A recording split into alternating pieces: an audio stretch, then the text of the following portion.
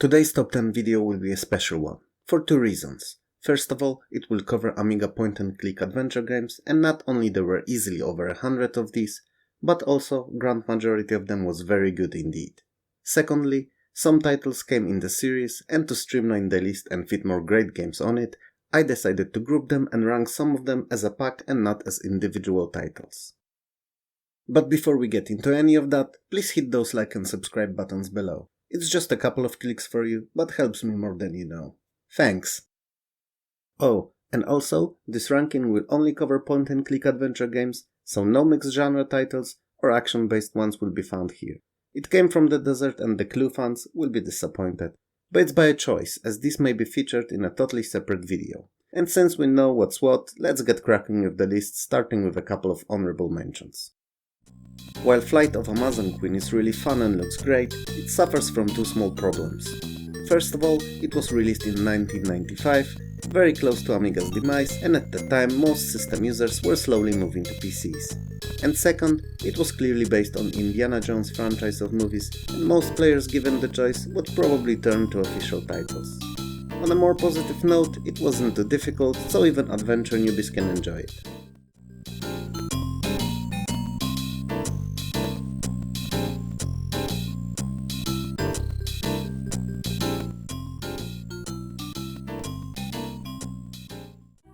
Amazing graphics and atmospheric sound design were definitely highlights of Legend of Kyrandia, especially that Amiga's 32 color palette was near identical to a naked eye to the 256 color one used on PC Sport. It didn't hurt that the story was also interesting and well above average in quality, and although some puzzles were a bit on a trial and error side, requiring a lot of inventory juggling, the ability to drop items virtually anywhere in game for later pickup made it acceptable.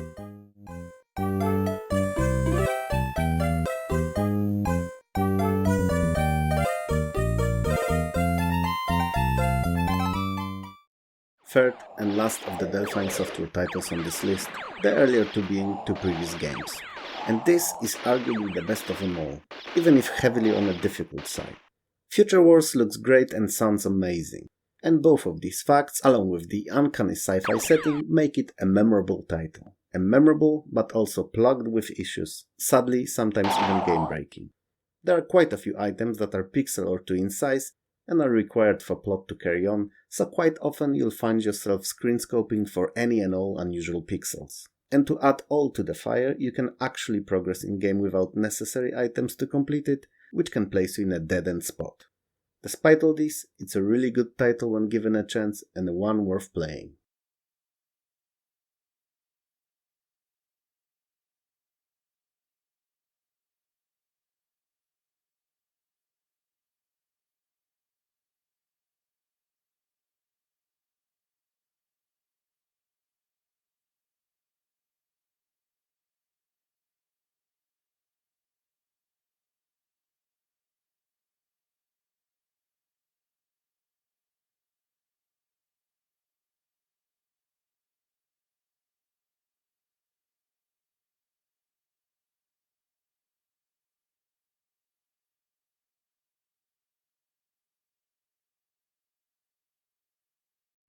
Cruise for a Corpse is quite wrongfully often an underrated title, even though it's a very fun mystery point-and-click adventure.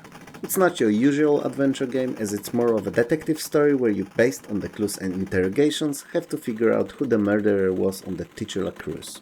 So it's much heavier on the dialogue as opposed to puzzles. But for the story it tells, it's quite appropriate actually, if I say so myself. What's the most unusual for the title is that it's not strictly linear and you didn't have to follow one and only path to finish, and also the character graphics that were vector based.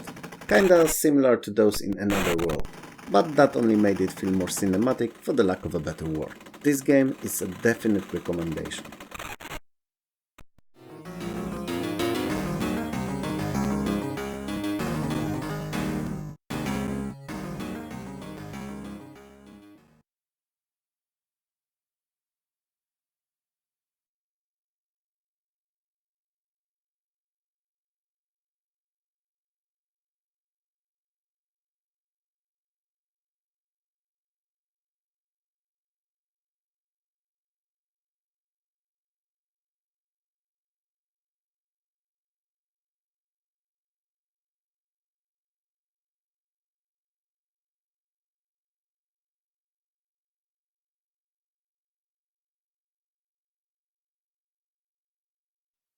James Bond The Stealth Affair, also known as Operation Stealth, and it kinda is more appropriate title as James Bond is a British agent and shouldn't really take orders from American superiors as he does in the game, is an interesting title with spy-esque plot and an engaging story.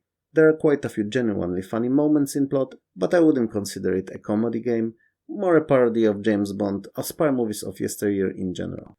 The title was quite infamous and deservingly so for its action-based minigames throughout the story that were considerably more challenging than the puzzles were. So while it's a decent title, it's often considered to be worse than it actually was.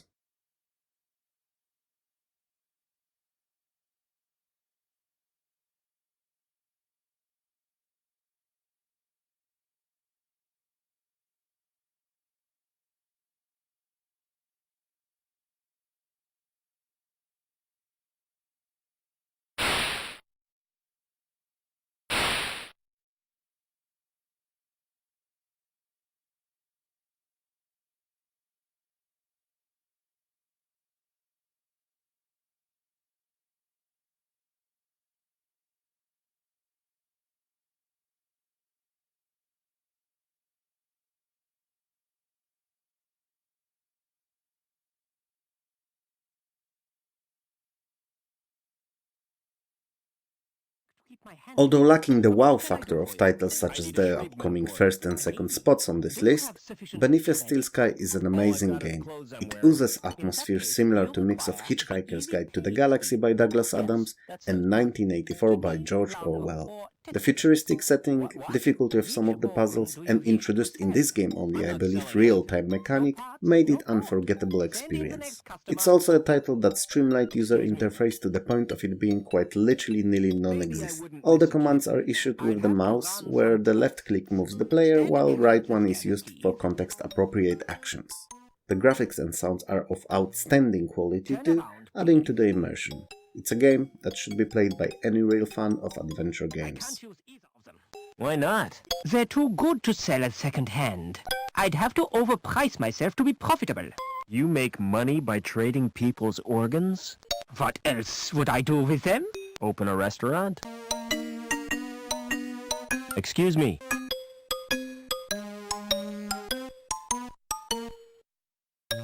I suppose I could spare a lung. Let's have a look at them first.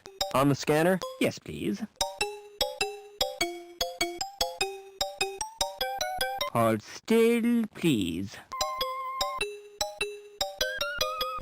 Has someone been experimenting on you? Why do you ask that? I've never seen a body... Gobliins series of games hold special place in my memories. While I got quite far in all of these, I never really completed a single one of them. That said, they always stuck out from the pack for having quirky and fun story, odd and unusual characters, and a nice and colorful graphics. In each of these games, you're having up to 3 protagonists on screen at once and have to coordinate their actions to solve puzzles, which for the most part are not very difficult, but not always logical. It means that some trial and error is required, but because of the fun little animations that all the wrong choices have, often became the main focus while playing, having to see all those odd moments that characters would get themselves into by making the wrong choices. It's a game that's equally as fun for adults as it is for younger audience.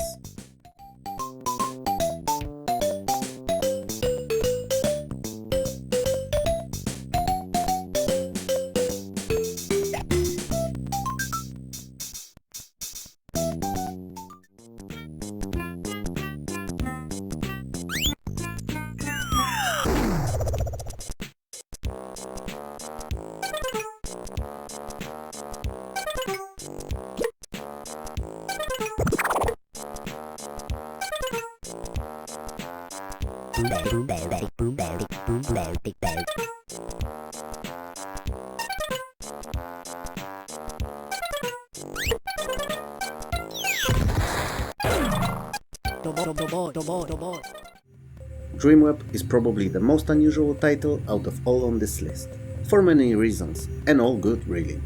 It's the most dark and atmospheric game out of all, playing out in a, let's say, dark and gritty near future that's not quite cyberpunk, but not far off either. You are essentially tasked by an unknown person in your dreams to kill 7 people to save mankind. This raises a series of ethical questions, which game doesn't really try to answer. Dreamweb is also a mature title, full of adult overtones with bloody violence and sexual content all throughout. And lastly, the perspective you play from is unique as its top-down view that I don't believe I've seen in any other game until original GTA came out. Interestingly enough, Dreamweb shares something with Elder Scrolls titles from Bethesda. To be precise, nearly anything in the game can be picked up and carried in inventory, even if its usefulness is questionable or non-existent.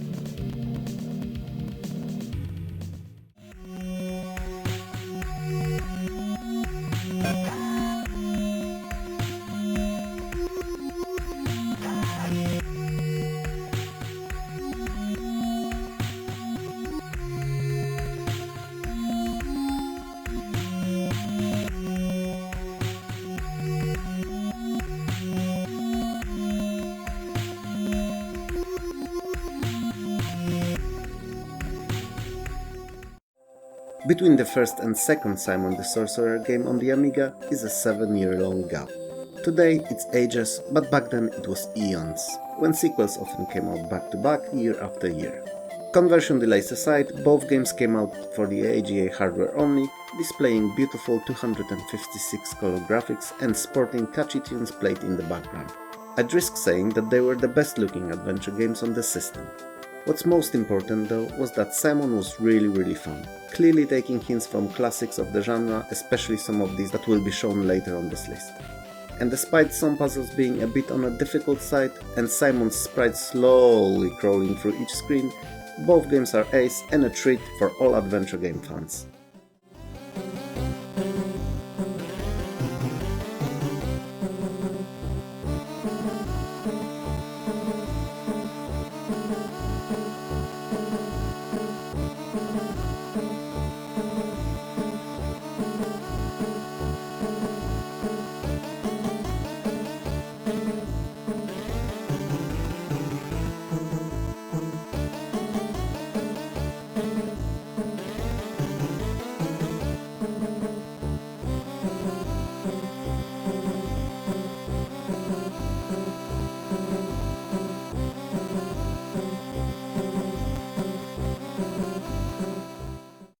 Although these three, Maniac Mansion, McKracken and the Mindbenders, and finally Loom, seemingly have nothing in common story or lore-wise, I like to think of them as a de facto LucasArts collection, as they were the three of their earliest point-and-click titles. In fact, the whole point-and-click genre was spawned with LucasArts' SCUM engine that actually stands for Script Creation Utility for Maniac Mansion, and was made with that game in mind.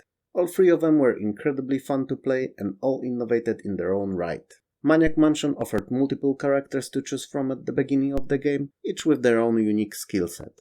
McKracken introduced survival mechanic of oxygen management while traversing through Dark Mark's mazes. And Loom was more of an art piece than a game, basing many of the story puzzles on musical notes. What's worth remembering though is that all of them are incredible.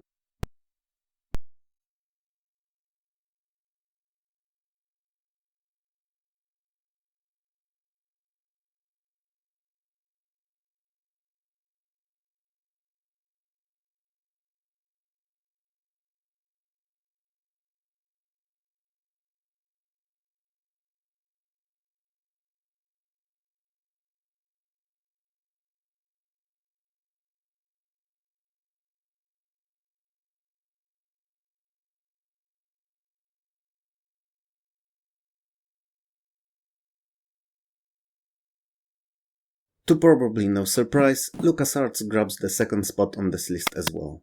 Indiana Jones and the Last Crusade and later Indiana Jones and the Fate of Atlantis are 5 years apart, in terms of release dates, that is. And it shows. The graphic design between them is worlds apart. While the first looks like semi-competent port of PC's EGA graphics, second is just stunning, using Amiga's graphic capabilities to their fullest. But since you should never judge the book by its cover, I won't do it with indie games either. The story of both of these is just great, and as much the earlier title is based on the movie, the second could have easily gotten a movie of its own. The puzzles are not the easiest, however, so it's not a title for people unfamiliar with point-and-click adventure games. Interestingly enough, the latter title, at a certain point, offers 3 branching paths with unique story and conclusion, so the game offers a chance to finish it more than once.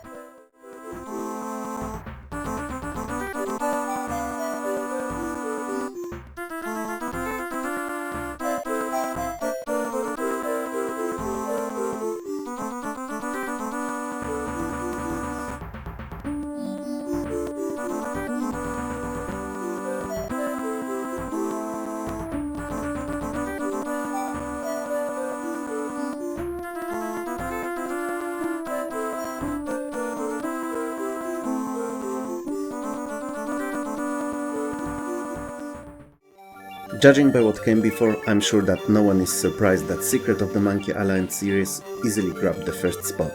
In the late 80s and early 90s, LucasArts were no doubt the top dogs when it came to point-and-click adventure games. They dominated the genre. Guybrush Threepwood's adventures were definitely the absolute culmination of all of their games. They're incredibly fun and full of quirky, often Monty Python-esque humor. Many of the riddles are pure joy to explore and beat. For instance, the famous sword-fighting one, where player has to defeat opposing pirate using clever taunts rather than strength. There's just never a dull time playing Monkey Island. Both games look and sound incredible and hold well, even today so many years later. And even though the first one is considered a tad better than the second, they're equally as ingenious in my books. Toasty! Thanks a lot for watching until now. If you managed to grab a Steam key hidden in the video, please let me know in the comments below. I'm sure that you're surprised that some of the titles you remember fondly or played are not included, but I just couldn't fit them all while keeping the video at reasonable length. Series like Space and Knight's Quest and also Leisure Suit Larry will be missed most by many. But it is what it is. If you like what you did so, however, please hit those like and subscribe buttons below. It really helps me a lot. And if you're in a more generous mood, you may consider a small donation or even join my Patreon. It will allow me make more better videos, upgrade my aging editing rig, and maybe even get a camera. Details are in the description below. That said, this is all for me, so have a good one and I'll see you next time.